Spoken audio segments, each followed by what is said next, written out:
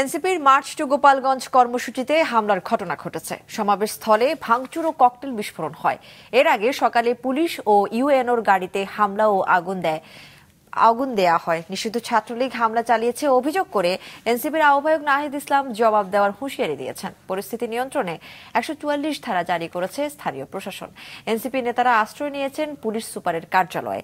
কিছুক্ষণ আগে অভিযান চালিয়ে হামলাকারীদের সরিয়ে দিতে শুরু করেছে সেনাবাহিনী। Desk report.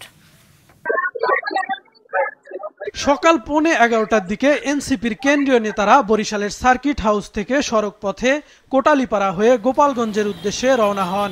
তাদের বাধা দিতে পথে গাছ ফেলে সড়ক অবরোধ করা হয়।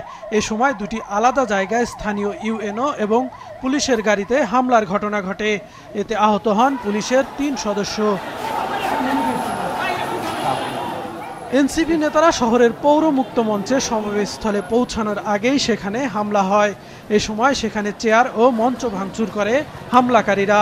সমাবেশস্থলে ককটেল বিস্ফোরণ হলে এনসিপির স্থানীয় নেতাকর্মীরা বিভিন্ন দিকে চলে যান। বেলা 2টার দিকে গোপালগঞ্জে পৌঁছে সমাবেশ করেন এনসিপি নেতারা। এ সময় নেতাকর্মীরা অভিযোগ করেন মুজিববাদীরা তাদের উপর হামলা চালিয়েছে। তারা এই হামলার উপযুক্ত জবাব দেওয়ার ঘোষণা দেন।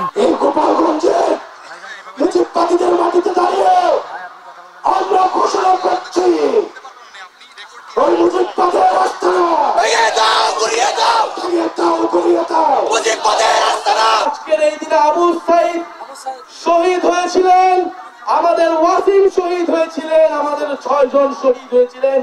সেই শহীদের রক্তের শপথ মুজিববাদীদের আমরা বাংলাদেশে গোপালগঞ্জে আর কোনোদিন দাঁড়া হতে দেব না। সমাবেশের সময় এনসিপি নেতারা তাদের ফেরার পথে হামলা হতে পারে বলে শঙ্কাও জানান। পথসভা শেষে মাদারীপুরে যাওয়ার পথে গোপালগঞ্জের চৌরঙ্গীর মোড়ে এনসিপির গাড়িবহরে হামলার ঘটনা ঘটে। এ সময় পুলিশ ও সেনাবাহিনী সাউন্ড গ্রেনেড ও টিয়ার শেল ছুড়ে পরিস্থিতি নিয়ন্ত্রণের চেষ্টা করে।